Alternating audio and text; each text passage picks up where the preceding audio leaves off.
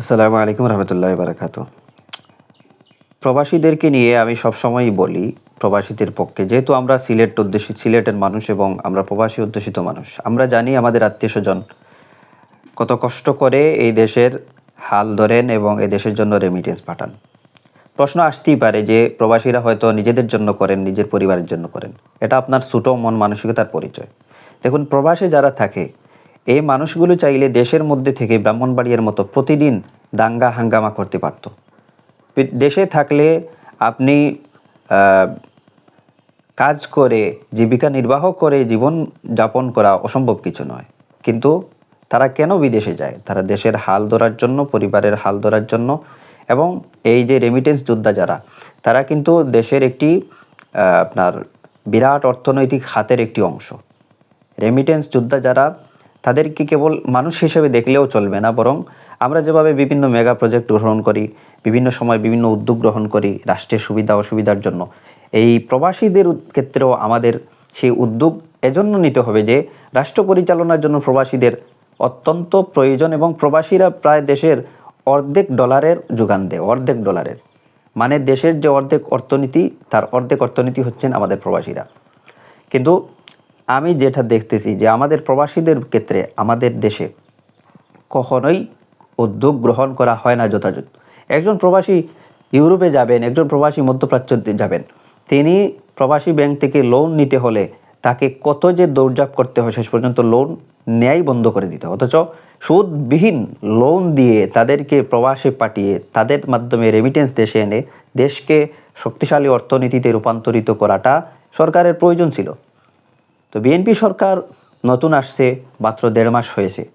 এজন্য বিএনপি সরকারের কাছে আবদার থাকবে যে প্রবাসীদের ক্ষেত্রে বিরাট আপনারা বাজেট পেশ করুন, যে প্রবাসীদেরকে বিনা সুদে তাদেরকে ঋণ দেওয়া হবে।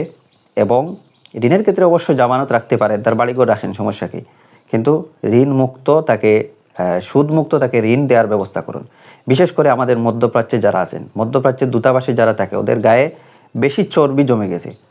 এই শুয়োরের বাচ্চারা, আপনারা মাইন্ড করবেন না, আমার মুখে খারাপ শব্দ চলে আসছে, যে এরা অন্যান্য দেশের দূতাবাসে যারা থাকে তারা প্রতিদিন তাদের প্রবাসীদেরকে খোঁজখবর নেয়, অথচ আমাদের প্রবাসীরা বছরের পর বছর জেলে বসেন, মাসের পর মাস পরে থাকেন, তারা খোঁজ খবরটা পর্যন্ত নেয় না। তো এরা যে এই বেতনগুলো গ্রহণ করছে, তাহলে তাদেরকে দিয়ে ওইখানে প্রবাসীদের কাজ কি, আপনি আমাকে বলেন।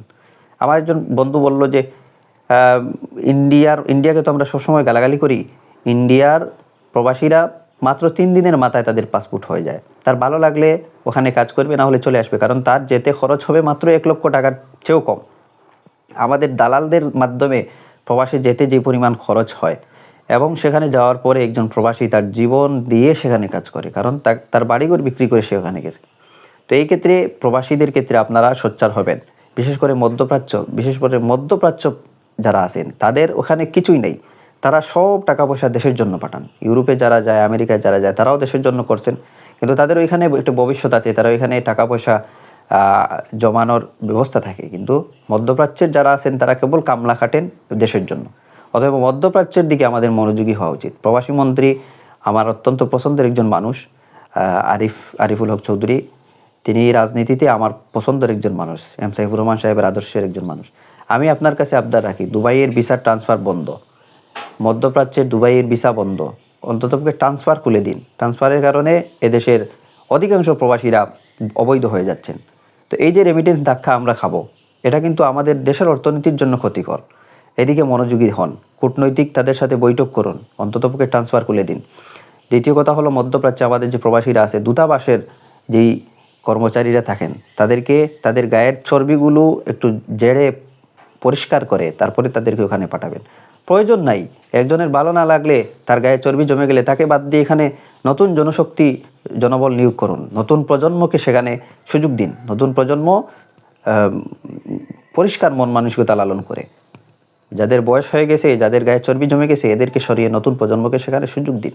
আমাদেরকে ঐক্যবদ্ধভাবে দেশের জন্য কাজ করতে হবে।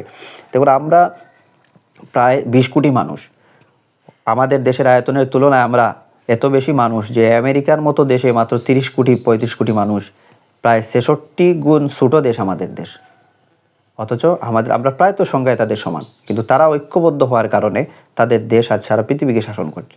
আমাদের 10 কোটি মানুষ যদি মৃত্যুর জন্য প্রস্তুত হয়ে যায়, তাহলে বাকি 10 কোটি মানুষ সুখে শান্তিতে জীবনযাপন করবে। কিন্তু আমাদের মধ্যে এই একতা ঐক্যবদ্ধতা নাই বলে আজকে আমাদের এই দুর্দশা। দুবাইয়ের ভিসা ট্রান্সফার খুলে দিন এবং প্রবাসীদের বিষয়ে মনোযোগী হন।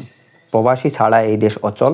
প্রবাসীরা যদি প্রবাসী যদি প্রবাসীরা যদি এদেশে রেমিটেন্স পাঠানো বন্ধ করে দেয় অথবা রেমিটেন্সের পথ বন্ধ হয়ে যায়, তাহলে আমরা আবারও সেই যুদ্ধের আগের যে আমাদের পরিস্থিতি, আমরা সেখানে চলে যেতে বাধ্য হব।